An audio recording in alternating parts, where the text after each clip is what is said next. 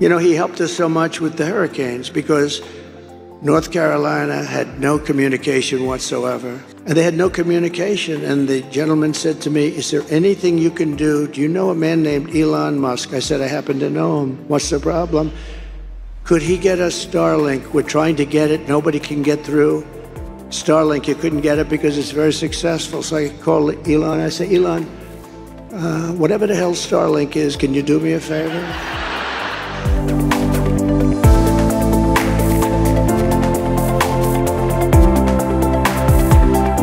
And then I'm going to be working with Elon Musk, who endorsed us very powerfully. He's great. All I know is I watched that rocket come down. I never saw that. I thought I was watching a movie or something, a space-age movie. I watched that rocket. I was on the phone with a very important person that everybody in this room will know. I got to be careful with using his name. I like to be nice and careful, you know that. And then I decide, am I better off being careful or really entertaining people? And I usually decide on the side of entertainment, and then I have problems. Now I'm talking to this very powerful big guy. We're talking, pop, pop, pop, pop, and I have the screen on the television and it's muted. Can't hear the sound.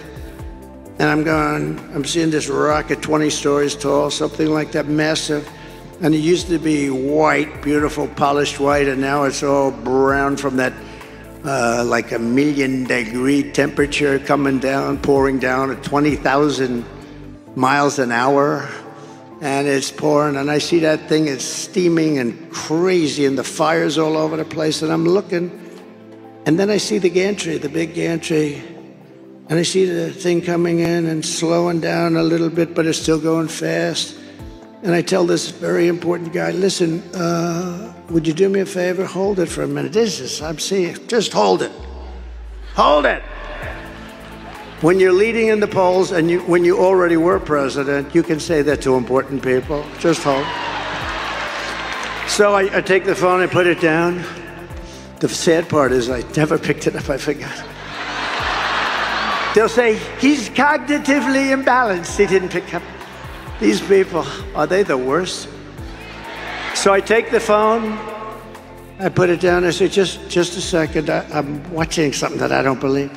And I see that fire pouring on the bottom of the rocket, and it's coming in sideways. I said, it's gonna crash into the gantry. And then the fire goes on the left side and pushes it over, and it lands.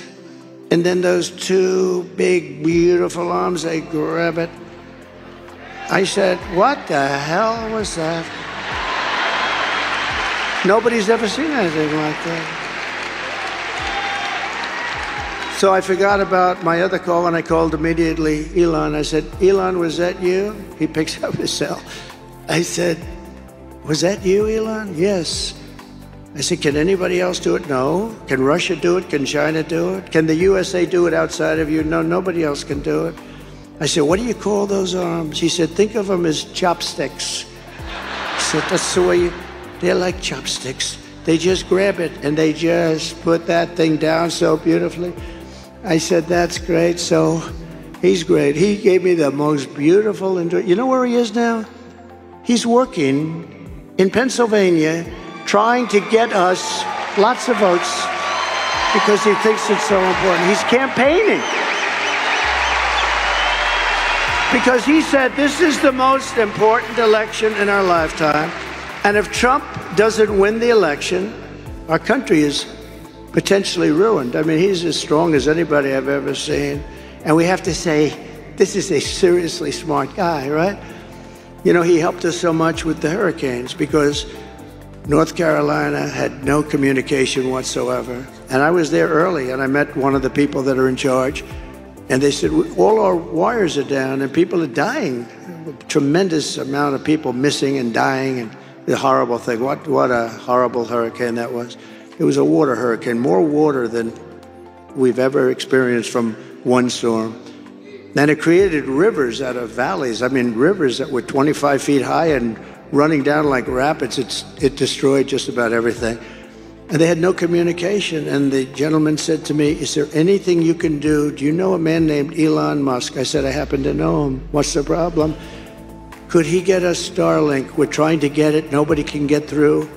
Starlink, you couldn't get it because it's very successful. So I called Elon. I said, Elon, whatever the hell Starlink is, can you do me a favor?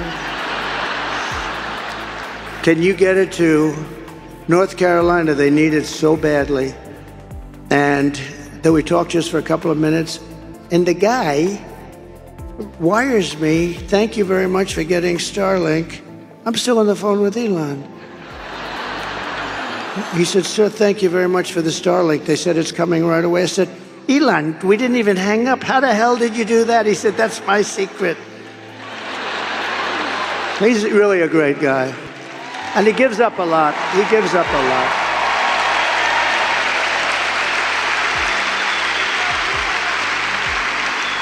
No, he's given up. I mean, it's amazing that he does it. You know, people don't have to. He just feels so strongly that we're not going to have a country left with these people. Because she's really, seriously, this is not a smart person. And it's not a person that understands. And you can't even say, well, let's go to the vice president, because he is really a sicko, right? Remember he called J.D. Vance and I weird? We're not weird. We're very solid people. He's a weird dude, that guy. He's always pumping his heart, ha, ha, ha. You know, like he's got great heart. He's a sick guy. You got both of them. I don't know who the hell is worse. Well, she did one thing that's very smart in the world of politics. She got herself the worst person possible to be vice president. You understand that? Worst. So bad that they'd probably leave her. I don't know. And by the way, how good is J.D. Vance? How good is she? Right?